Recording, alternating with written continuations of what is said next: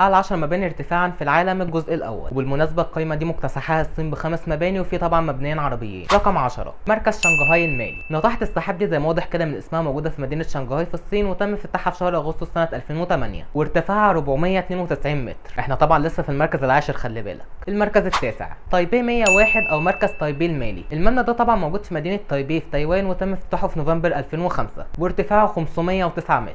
المركز الثامن مركز جوانسو سيتي اف المالي. بترجع لنا تاني الصين بمبنى جديد في المركز الثامن، وطبعا المبنى ده موجود في مدينه جوانسو الصينيه، والمبنى ده تم افتتاحه في 2016، وارتفاعه بيوصل ل 530 متر.